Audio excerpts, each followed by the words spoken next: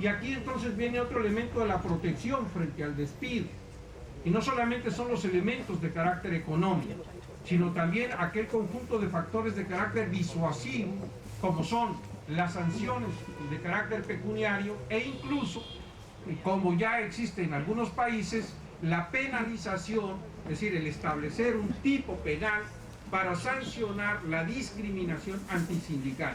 Esto ya existe en algunos países y por tanto entonces es un elemento que valdría también la pena reflexionar en cuanto que tiene que ver con la protección del trabajo y del ejercicio de este derecho fundamental de los trabajadores, que es el ejercicio de la libertad sindical. Bueno, acá ustedes ven también otro de estos criterios que ha adoptado el Comité de Libertad Sindical, que opera desde 1951 y que en ese sentido pues señala las garantías, las tutelas que el Estado debe de resguardar en ese sentido. Quiero quizás detenerme un poquito más en este esquema que espero que sea claro y didáctico. Y es que, la protección frente al despido uno la podría también considerar frente al empleador y, digamos, ante la propia sociedad, por la importancia y la trascendencia que tiene, pues, el empleo. Entonces, en ese sentido, hay un elemento y es que tiene que haber un proceso, o el convenio 158 establece que debiera de haber un proceso de consulta previa, sobre todo cuando estos despidos van a ser de carácter masivo o bien se refieren a situaciones económicas, de mercado, etcétera, situaciones que están en ese sentido permitidas o facultadas. Y aquí entonces es muy importante decir que esos ajustes o esos fenómenos que afectan el centro de trabajo son elementos que pueden preverse y por tanto entonces tienen que ser considerados con suficiente tiempo y analizados con la participación de las propias organizaciones sindicales. Entonces el tema de la consulta previa se constituye también en un elemento de protección, en un elemento de tutela que lo puede ejercer las organizaciones sindicales. El otro es que cuando se plantea un despido que pueda ser justificado, entonces uno dice, bueno, ¿justificado por quién? ¿Cómo? ¿Cuándo? Es justificado a criterio, unipersonal del empleador, es justificado porque se ha demostrado ante una autoridad, es decir, ¿cómo es este tema de la justificación? Entonces acá lo que el convenio señala es que al menos debe de haber un procedimiento previo en donde el trabajador o la trabajadora que se le ha imputado una causa justificada de despido tenga la posibilidad de defenderse. Y esto a mí me parece que está en el corazón mismo de lo que tiene que ser la democratización de las propias relaciones laborales. El otro aspecto es el tema del preaviso. O sea, no hacer en ese sentido un despido compulsivo, inmediato, etcétera, sino darle, por la importancia que tiene el trabajo para el propio trabajador y su familia, darle un preaviso e incluso en ese sentido las consideraciones de tiempo disponible para que dentro de la jornada laboral, para que el trabajador o la trabajadora tenga la oportunidad de buscar otras alternativas de trabajo. Una de las cosas que más nos afecta es perder el empleo, porque perdemos con eso muchos otros elementos también. En ese sentido también hay otro conjunto de elementos que prevé el convenio 158, como es la posibilidad de que el trabajador pueda acudir ante los tribunales a ejercer una acción justamente demandando esa decisión del propio empleador por considerar que es injustificada. Otro elemento es la restitución del trabajador al puesto de trabajo sin pérdida de los derechos adquiridos y por tanto también con el pago de los salarios caídos. Y aquí quizás esta parte específica de lo que es la pregunta del título del evento. Pero por el otro lado, si no fuese posible el reintegro o la reinstalación del trabajador o la trabajadora, se establece el tema del pago de una indemnización y la liquidación, obviamente, de todas las prestaciones y todos los derechos adquiridos a través de la relación laboral. Y finalmente hay que insistir que el despido que sea injustificado implica caer en una sanción de carácter administrativo y esto habría que hacerlo efectivo como un elemento disuasivo y como un elemento también de educación social y pedagógica en las relaciones laborales. Pero frente a la sociedad, el tema está, cuando son despidos colectivos, en la necesidad que establece el convenio 158 de notificar a la autoridad competente para que analice si efectivamente se dan o no estas condiciones. Ahí hay ejemplos muy interesantes, como por ejemplo el de Argentina, y de cómo incluso este tipo de acciones han revertido muchos de estos despidos de carácter masivo que se quisieron hacer. El seguro de desempleo, los servicios el acceso a los servicios de formación profesional y de recolocación. Es decir, una persona que pierde un empleo no puede quedar desamparado del Estado y la sociedad tiene que encontrarle estos mecanismos.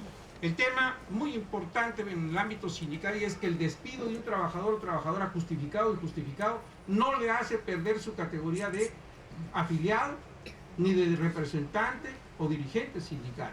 Y este es un tema muy importante que muchas veces no hay suficiente claridad sobre este tema, y obviamente está también la situación de la penalización. Para ir terminando, otro cuadro comparativo que trato aquí de hacer rápidamente es, bueno, cuando el trabajo se está desarrollando, pues hay una serie de derechos: el salario, la antigüedad, las condiciones de trabajo, la participación de utilidades, la protección social. Entonces, cuando se da el despido, entonces tiene que verse que no se, y es un despido justificado, hay que ver que este conjunto de derechos que se interrumpen por una decisión unilateral y arbitraria del propio empleador queden tutelados. Y ahí en ese sentido pues hay dos opciones generalmente. Una es la de indemnización por ese despido injustificado, el pago de los salarios caídos, el pago de las prestaciones acumuladas con la antigüedad, la liquidación, más la sanción administrativa, o bien el tema de la reinstalación, el pago de los salarios caídos, con, digamos, sin demérito de la antigüedad del trabajador, ni tampoco sin demérito de la propia sanción que eso podría implicar. Lo que hay que decir es que generalmente no queda claro, y este es un vacío en muchas legislaciones, de qué sucede con los derechos de protección social. Es decir, las prestaciones de las instituciones de seguridad social, o bien de hacer frente a las contingencias de enfermedades, etcétera, de las propias personas que han perdido su trabajo justamente por un despido de carácter injustificado. Y bien, entonces, señalar que hay desafíos y hay oportunidades en ese sentido para reconstruir un poco la cultura de las relaciones laborales, basadas en estos principios y valores fundamentales que hemos establecido, y tutelando el tema de la estabilidad laboral, así como también hacer un debate a nivel de la sociedad respecto de este falso dilema de empleo y costo del despido. ¿Y por qué digo que es un falso dilema? Porque si bien es cierto puede verse de una manera a nivel micro, yo creo que también hay que verlo a nivel macro, es decir, a nivel de la sociedad, y de cómo entonces la sociedad ejerce esa solidaridad para proteger a las personas que pierden su empleo en cualquiera de las condiciones que se estén. Y por el otro lado también en cómo hacer una reflexión y cómo construir un mejoramiento de los mecanismos de protección del empleo a través de la ley, a través de la negociación colectiva, pero también a través de los programas de protección social. Y por el otro lado también señalar que uno de los grandes problemas es cómo se hacen más efectivas, más eficaces las normas que ya existen, que son tutelares del derecho al trabajo y en contra del uso abusivo de ese poder del propio empleador, y que muchas veces lo que uno ve es una situación de impunidad en ese sentido, y por tanto también el propio ejercicio, muchas veces se ve afectado el ejercicio de la libertad sindical. Y termino dejándoles ahí tres referencias que me parece que son importantes para el estudio, el análisis, y es que la OIT tiene una base de datos sobre la legislación de protección del empleo, y entre esos elementos están todos los aspectos vinculados con el tema del despido. Entonces, una base de datos que creo puede ser muy útil para hacer los análisis de carácter comparativo, etc. Y por el otro lado está la base de datos NORMLES, que es la principal base de datos que se tiene de las normas internacionales del trabajo, y que hay un perfil por cada uno de los países en ese sentido. Y por el otro lado también hemos dado las referencias de una última reunión que se hizo de expertos sobre el tema del convenio 158, justamente para analizar la problemática de por qué este convenio es un convenio que tiene muy pocas ratificaciones. Así que yo lo dejo por ahí. Muchísimas gracias.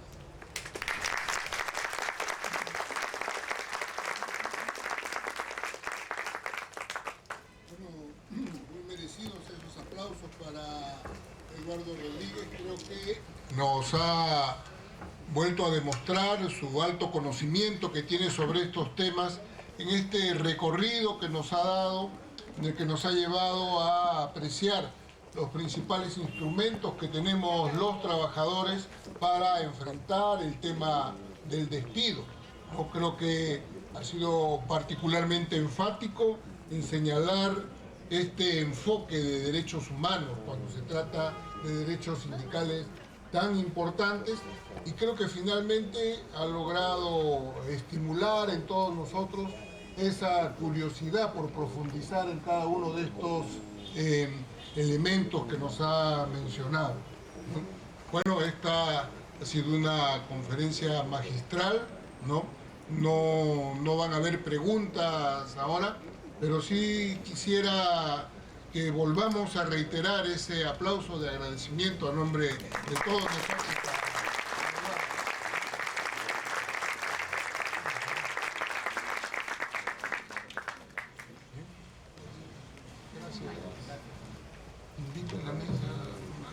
Bueno, me están informando los organizadores que hay una variación con relación al programa que ustedes tienen.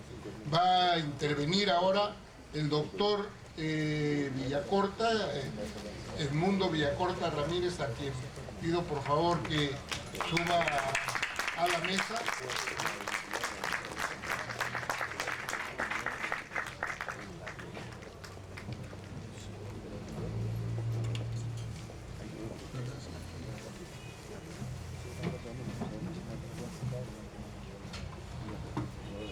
Bueno, el doctor Edmundo Villacorta nos va a dar también una opinión sobre el tema tratamiento del quantum de la remuneración en la nueva ley procesal del trabajo, ¿no? El doctor Villacorta, bastante conocido en el gremio de los telefónicos, ha sido presidente del Foro de Trabajo y Comunidades Laborales, ex vocal provisional de la Corte Suprema, ex presidente de la Sociedad Peruana de Derecho al Trabajo y Seguridad Social, profesor asociado de la Universidad Ricardo Palma y autor del libro Ley de Fomento del Empleo. Con esta presentación dejo entonces al doctor Villacorta para que haga su exposición. Pediría que se entregaran las fichas, ¿no? Y que en este caso, si van a haber preguntas, que sean por escrito, ¿no? Doctor Villacorta, por favor. Bien, buenas noches. En principio, mi agradecimiento a la OIT y a la CGTP por darme la oportunidad de estar presente el día de hoy con ustedes. Un problema de viajes que se ha alterado un poco la secuencia de lo programado, porque tengo que retirarme dentro de breves momentos, no sin antes hacer el enfoque central. Creo que es la oportunidad que tengo para analizar lo que quedó pendiente en la sesión anterior. Un trabajador que es repuesto debe recibir remuneraciones devengadas o debe iniciar un proceso indemnizatorio. Esa es la gran pregunta y es lo que vamos a tratar de ir resolviendo. Muy bien. Ya hemos visto en la sesión anterior que el trabajo es un derecho y un deber que tienen todos. Y sobre eso no voy a reiterar, porque sobre todo esta concepción todos la tenemos bastante clara, esa posición. Y el contrato de trabajo es simplemente una reciprocidad. Yo trabajo y tú me pagas. En eso se reduce el contrato de trabajo. Pero lo que tenemos que tener en cuenta es lo que estuvo hablando el marco que se nos hizo hace un momento sobre unos principios. El principio de la solidaridad. Este principio algunas veces nosotros lo dejamos apartado y nos olvidamos de él. Y este es el principio que debemos tener presente para, por lo menos en el día de hoy, en el desarrollo de mi tema, hacerle una relevancia especial. Es decir, la sociedad, ¿qué quiere? Al margen de lo que puedan tener los intereses los abogados, al margen de que puedan tener los intereses los magistrados en producción de expedición de resoluciones, lo que queremos que es que exista conflictos abreviar los conflictos, reducir los conflictos, obviamente toda sociedad tiende a buscar ello. Muy bien, entonces vamos a ver lo siguiente. El Tribunal Constitucional, a través de doctrina, nos señaló cuáles eran los despidos que se manejan el día de hoy. El primer punto era el despido nulo, que está en la ley, lo pueden manejar los jueces laborales, con señalamiento y fijamiento de las remuneraciones devengadas. También el despido nulo lo puede ver un juez constitucional y solamente se va a pronunciar sobre la reposición y dejará el derecho a salvo con derecho a la forma de resarcir el daño que puede haber sufrido el trabajador, a través de una acción indemnizatoria. Luego viene el despido incausado y el fraudulento, que son un poco la materia de la discusión del día de hoy. Luego tenemos el despido por afectación al debido proceso y la afectación a los deberes de los ciudadanos. Muy bien. La idea era, veamos qué fue lo que pasó con el Pleno Jurisdiccional de la Ley 29497, de la nueva Ley Procesal de Trabajo, con respecto a la Corte Suprema el año próximo pasado. Era un problema para la sociedad que el trabajador tenga, lastimosamente, que estar induciendo las situaciones de su situación frente a un despido. Es decir, cuando una persona es despedida, abruptamente deja de percibir sus remuneraciones, se encuentra frente a un problema y lo primero que va a conseguir es un abogado y lo primero que el abogado le va a pedir plata a la demanda. O sea, de frente ya el tipo tiene problemas que se le vienen encima.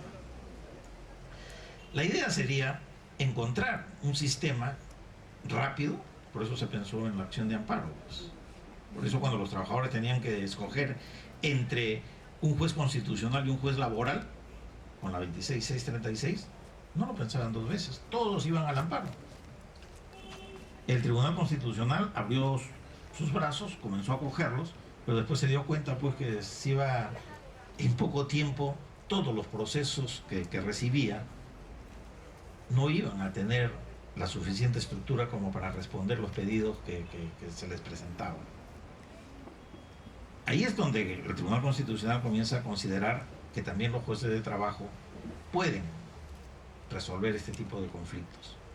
Era un poco de presión hacia la Corte Suprema, porque la Corte Suprema no, de una u otra manera, no satisfacía las inquietudes de la sociedad, porque muchos de los despidos dentro de doctrina, sobre todo el fraudulento, eran casi cotidianos y los trabajadores tenían que estar pensando en qué tipo de acción iniciar. Seguir el criterio del Tribunal Constitucional, yo les dije la vez anterior, era lógico. El Tribunal Constitucional repone el acto al momento de la violación, pero no se pronuncia sobre el pago de las remuneraciones devengadas. Inicialmente sí lo hacía, después cambió su criterio. Ha cambiado varias veces los criterios, pero bueno, cambia el criterio e indica de que le dejan el derecho a salvo para que inicie una acción indemnizatoria. Entonces, ahí comienza a crearse un segundo conflicto de sociedad. Es decir, yo le gano, contra su voluntad soy reincorporado, soy repuesto, y como tengo que iniciarle un proceso indemnizatorio para tratar de recuperar el dinero que perdí o que dejé de perder ilegalmente, voy a iniciar un segundo proceso que de todas maneras lo voy a ganar. Pero la pregunta es, ¿el ambiente armonioso del trabajo cómo queda? Anulado. Porque obviamente que a nadie le gusta que yo despido y me reponen a una persona que creo que es culpable, pero me lo reponen por una decisión judicial y encima todavía me inicia un juicio que me va a ganar y me va a sacar plata. Entonces, la atmósfera se complicó, pues. Se complicó. Por eso es que yo decía, la fórmula, por ejemplo, en la nulidad del despido, también habían trabajadores que se aprovechaban. Decían, pues, yo prefiero irme a un juez de trabajo. ¿Por qué? Porque voy a ganar el juicio y todo el tiempo que demore el juicio, y con la 26636 los juicios duraban 4 o 5 años, no los van a pagar, pues. También se volvían profesionales del despido. O sea, por eso tenemos que encontrar una fórmula equitativa, que no sea ni para perjuicio de uno ni perjuicio del otro. Hay que encontrar algo idealizado. ¿Y qué ha hecho la Corte Suprema a través de este pleno acerca de la fórmula de solución? No dice nada. Lo único que dice es, a partir de ahora, por la presión que existe, los despidos están incausados y los despidos fraudulentos van a ser vistos por los jueces de trabajo. Y la gran pregunta es, ¿cómo van a resolver los jueces de trabajo esta parte del resarcimiento económico del trabajador? No hay problema con el despido nulo porque hay una norma que así lo menciona. ¿Podrías darle? El artículo 40, están las causales, no las voy a repetir porque entiendo que todos ustedes la saben mejor que yo. Pero el artículo... Dale otro más. El artículo 40, no veo de acá, pero supongo que si está ahí reflejado el artículo 40, ahí está, nos dice que los jueces sí pueden liquidar las remuneraciones devengadas. Es decir, si el juicio me duró 1 año, pues me tendrán que pagar aparentemente el año, descontando las demoras no imputables a las partes. Pero eso hace que en un solo procedimiento me reponen y me pagan. Y rápidamente yo puedo resarcir el problema económico que tuve mientras duraba el procedimiento. Muy bien, la idea sería, ¿qué pasa frente a estos despidos? Por ejemplo, ahí está el despido incausado, son las causales, un despido de hecho, de que se le cesa a una persona de manera verbal o le comunican su cese sin una expresión de causa. Luego tenemos el despido fraudulento, también que ustedes lo conocen, que es como un acto perverso por parte del empleador, se le imputa unas faltas no previstas por la ley, etcétera, etcétera. Y todo eso ustedes lo pueden ver. El problema viene acá. El juez se encuentra en una disyuntiva en este momento. ¿Qué hacer cuando alguien me interponga una demanda de despido fraudulento y el trabajador gana? ¿Qué hago? ¿Le mando a pagar